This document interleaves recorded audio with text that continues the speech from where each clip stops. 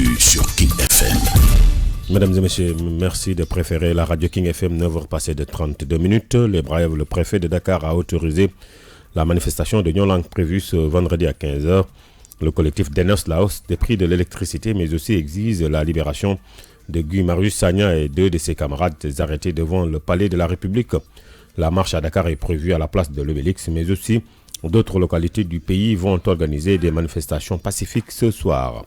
Le retrait des enfants de la décharge de Bombos et un poste de police à l'entrée, ce sont des mesures pour calmer la colère des riverains. Abdou Karim Fofana s'est rendu sur place hier. Le ministre de l'Urbanisme et de l'Hygiène publique a été accueilli par une longue liste de doléances. Macky Sall va chambouler son équipe, selon Libération qui donne l'information. Le président de la République va procéder à un réaménagement du gouvernement. Le journal ajoute que selon leur information, beaucoup de têtes vont tomber et il y aura un énorme chamboulement.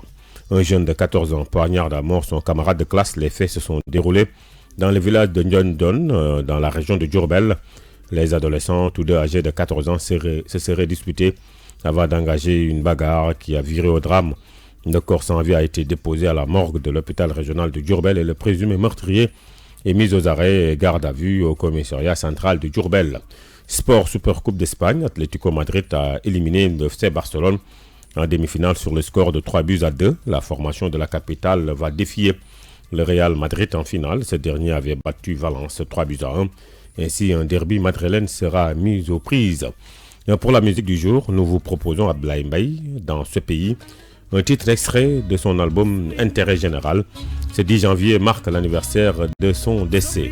Il y a Ablaye Mbaye, une belle voix qui s'est éteinte. Que le bon Dieu l'accueille au paradis. Tout de suite, la version Wolof.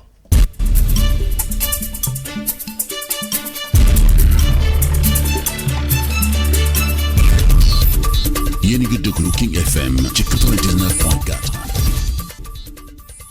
jëf mbokk yi jaa ngeen jëf yi du rafetlu seen ànd ak rajo King FM juróom-ñeenti waxtu teg fanweeri simili ak ñeent xibaar yi ci gàttal di préfet bu Ndakaaru daal dina rek kon nangu dox ñaxtu bi ñoo lànk sàkku woon àjjuma ji tey ci ñetti waxtu lañ koy amal collectif gi la ñuy ñaawlu moo di yokkum prix courant bi ñoom nag ñu ne rek itam la ñu bokk ca la ñuy ñaxtu moo di ñu bàyyi kii di Guy Marius Sagna ak ñaar ci seen xarit yi nga xam te ne jàppee woon nañ leen ci buntu palais ñoom marche yi itam daañu ko amal nag ca place de l'Obélix foofule am na nag yeneen gox ci Sénégal yoo xamante ni daañu amal boobule dox gone yi nekk Mbëbës ñu war leen fa jëlee ak poste police ba ñuy teg ca buntu ba loolee di ay ndogal yi nga xamante ni moom la jëwriñ ji jël ngir rek mën a kon dalal xol yi foofee ñu dëkkee foofu ca Mbëbës. Abdou Karim Fofana moom dem na fa niki démb jëwriñ ji ñu dénk wàllu urbanisme ak wàllu cet gi moom nag askan wa fa ne xaare nañ ko woon wax ko lépp li leen soxal la.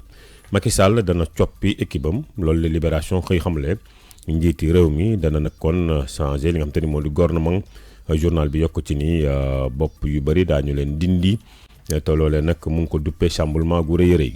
ab ndaw bu am fukki at ak ñeent faat moromam ñoom ñoo bokk classe yooyee nag ñu nga am ca village bu Ndiojon nekk ca région bu Diourbel gone yi ñoom toll ci fukki at ak ñeent kon la ñu amoon moo di ab xulo la ñu def mujj xeex nag xeex ba kenn ki mujj faat morom mi kii faatu nag moom jamono yi néewam mu ngi ci morgue bu l'hôpital régional bu Diourbel ki ko faat jàpp nañ ko mu nga ca garde yi ca commissariat bu Diourbel. Sport Supercoupe d'Espagne Atlético Madrid daal dinay kon éliminé kii di FC Barcelone ca demi-finale daan ko 3-2 ñi nga xam te ne nag ñoom ñooy Atlético Madrid daañu dajal ki nga xam te ne moo di Real Madrid final mu nekk nag ab derby madrilène yokk ci ne rek ni Real Madrid moom daa daan Valence kon 3-1.